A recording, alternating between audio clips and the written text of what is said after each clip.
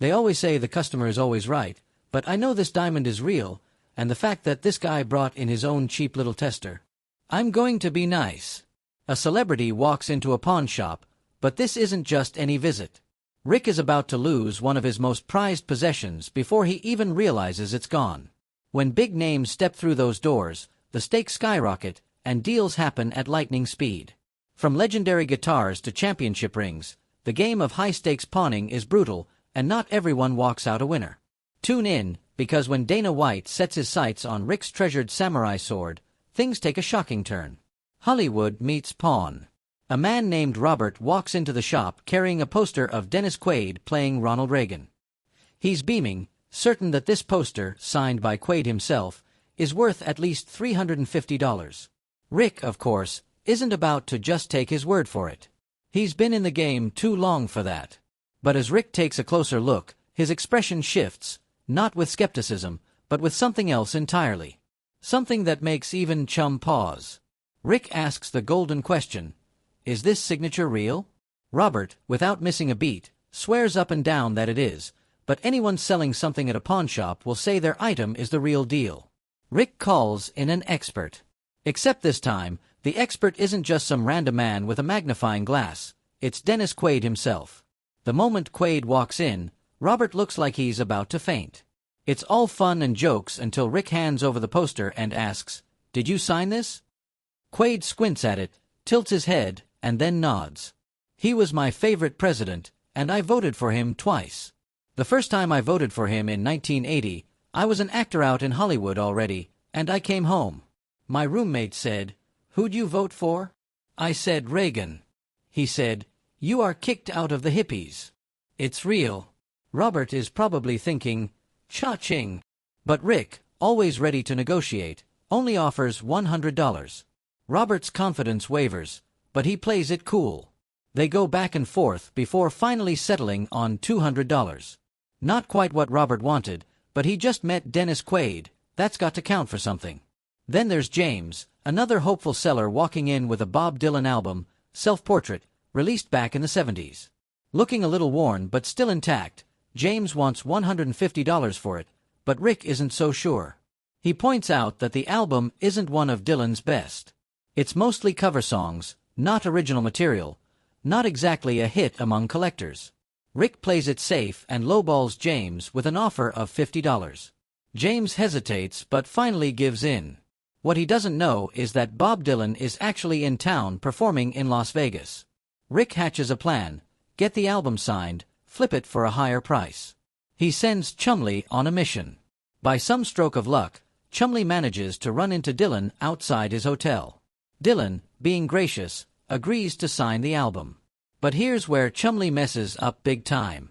Instead of just getting the signature, he asks Dylan to personalize it to him. Back at the shop, Chumlee proudly presents the signed album, grinning from ear to ear. Rick, on the other hand, is not amused. He stares at the inscription, "To Chumlee, best wishes, Bob Dylan."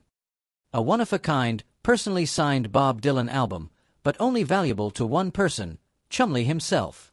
"I love items. I thought it was fascinating. I didn't know that divers' knives had a special subsection." Rick shakes his head, knowing full well that no one else will want to buy it. Classic Chumlee move.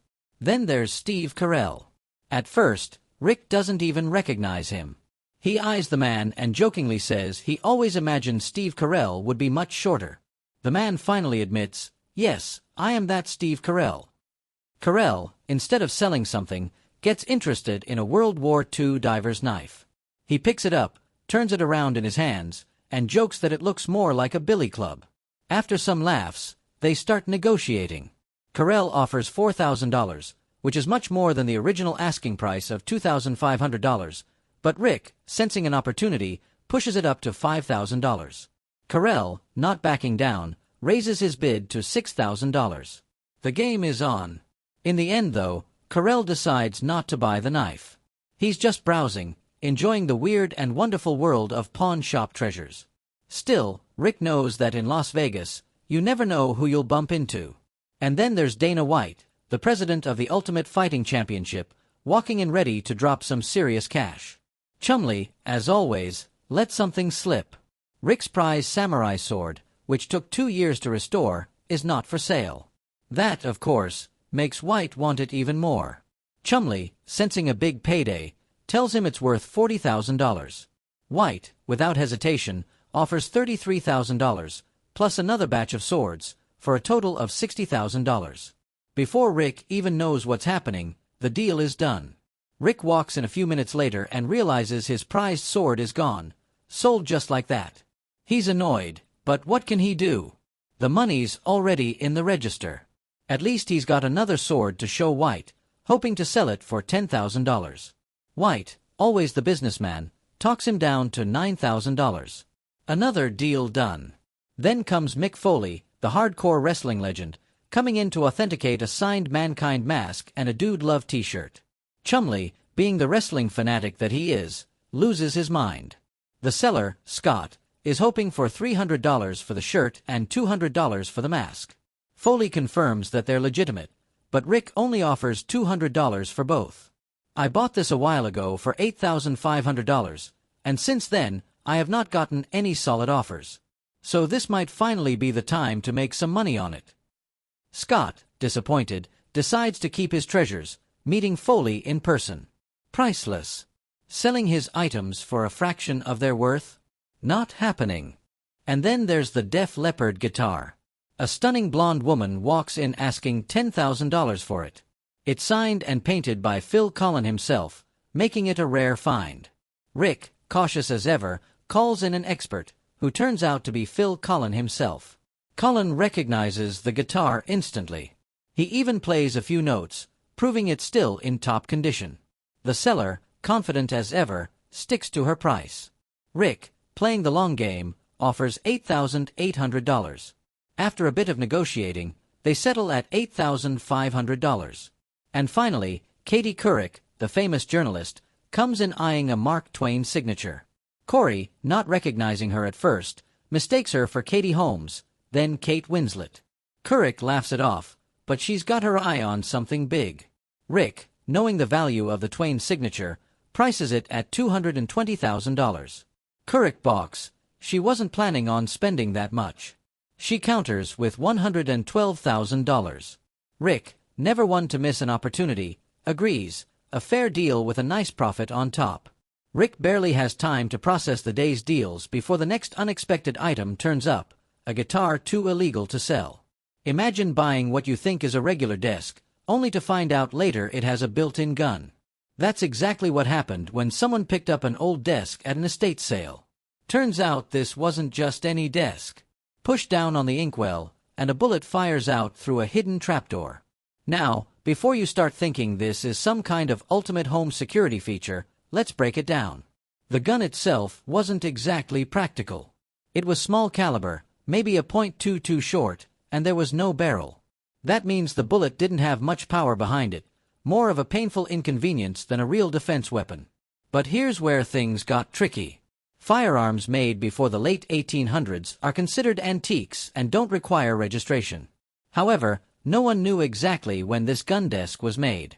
If it was manufactured after 1898, then it's a problem. Rick had to bring in an expert just to figure out whether he could legally buy it. The verdict: the desk was too much of a gray area. The only way to sell it legally was to have a gunsmith deactivate the firing mechanism. Not exactly what you want to hear when you're trying to make a quick buck. Next up, a guitar that looked innocent enough until you realized it was made out of tortoise shell. That's right, back in the day, tortoise shell was used for all kinds of things: combs, sunglasses, guitar picks, but it was eventually banned because turtles are endangered. The seller had no idea whether it was legal to own or sell. The pawn shop had to call in an expert, and the answer wasn't great. Selling something made from real tortoise shell can land you in serious trouble. People have paid massive fines and even done jail time for selling these things illegally. The verdict: no way the shop was touching this thing, even if it was an item. It just wasn't worth the risk. Combs, sunglasses, guitar picks, all sorts of stuff. It looks cool and it's incredibly durable, but some tortoises became endangered, so in the early 70s, the trade in tortoise shell was banned. Then there was the 1950s German spy camera. At least that's what the seller claimed it was. Tiny, about the size of a cigarette lighter, it did look like something straight out of a secret agent movie. But was it actually used by spies? Probably not. Real spy gear doesn't usually end up in the hands of random people. And then there was a bigger problem. Engraved on the camera was a name and social security number, which someone had scratched out. That's a huge red flag. Serial numbers and engravings being removed is a major no-go in the pawn business. It could mean the item was stolen. At the end of the day, the shop couldn't take the risk. Whether it was a real spy camera or just an old-school gimmick, it wasn't worth getting in trouble over. Championship rings are always valuable, especially when they come from big-time college football teams. But this Penn State Orange Bowl ring from the 1970s had a major problem. The original engraving had been removed. That meant no way to trace who originally owned it, which is a huge red flag in the pawn world.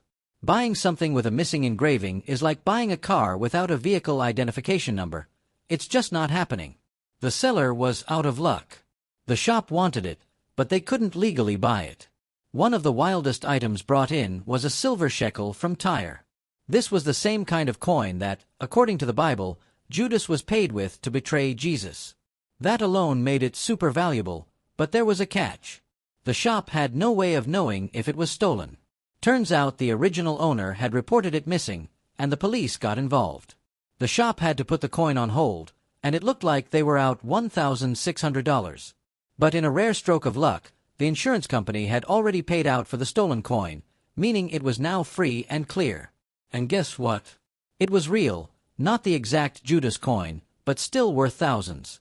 Buying and selling rare items is always a risk. Whether it's a hidden gun inside a desk, a guitar made from band materials, or an ancient coin with a questionable past, there's always a chance that something isn't quite legal. In the pawn world, you either make a smart deal or end up losing big time. And when the law gets involved, things can go from bad to worse real fast.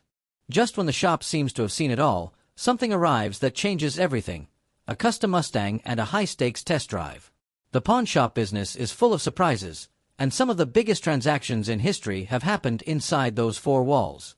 When people need quick cash, they bring in anything from rare coins to luxury cars, hoping to walk out with a small fortune.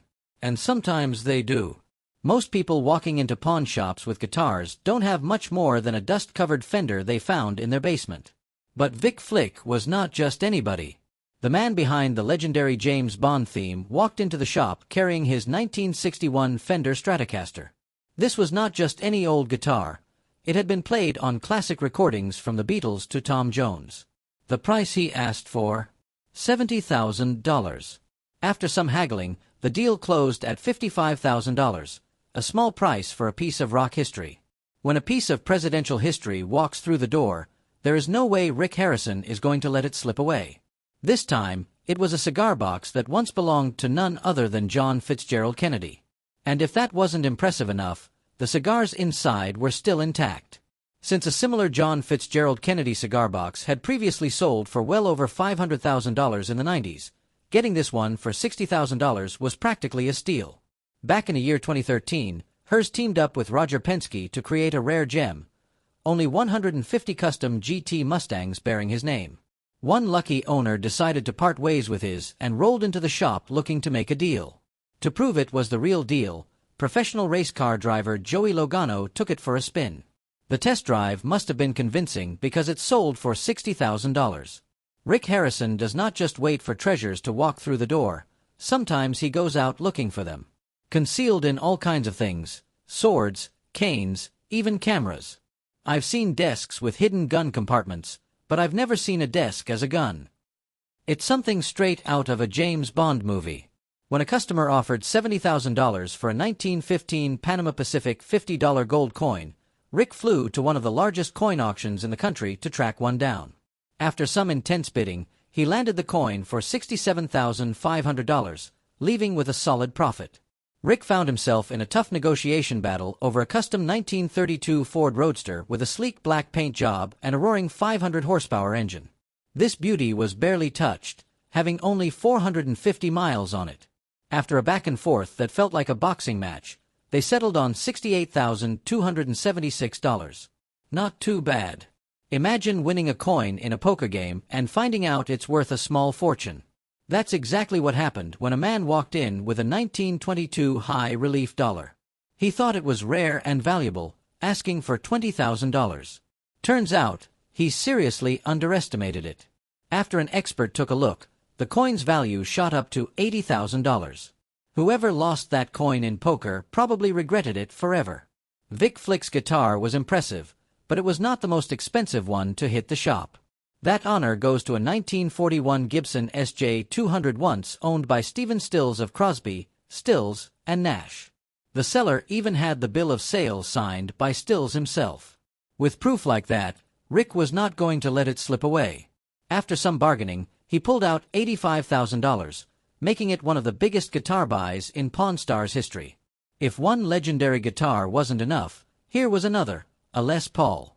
The man who practically invented the electric guitar had a massive influence on rock music, cars, and apparently this thing is in great shape. But unfortunately, the seller knows it too, so we're going to have to talk him down a bit. His wife, Mary Ford, was also a music legend in her own right, so when a guitar of hers showed up at the shop, the price tag was bound to be high. The seller originally asked for a jaw-dropping $250,000. Rick worked his magic and got it down to $90,000, knowing it could be worth even more down the road. A 1932 Lincoln Roadster with a powerful 12-cylinder engine rolled into the shop, looking like it had been frozen in time. The owner knew he had something special, and he was right. The deal closed at $95,000, making it one of the most expensive cars ever sold in the shop. But that wasn't even the end of it. Another car, a Shelby GT350, also got a buyer at an even $100,000. This was not just a single item, it was a haul. A man walked in pushing a cart loaded with over 200 pounds of silver, pre-1964 coins, silver bars, and a massive pile of precious metal that had been sitting around for more than a decade. His father had advised him to invest in silver, and it paid off big time. After some weighing and calculations, Rick shelled out $11,000. That is what you call a good day at the pawn shop. Are collectibles and precious metals the safest long-term investment or just a gamble? Let us know what you think in the comments. Don't forget to like, subscribe, and hit that notification bell for more incredible pawn shop finds and high-stakes deals.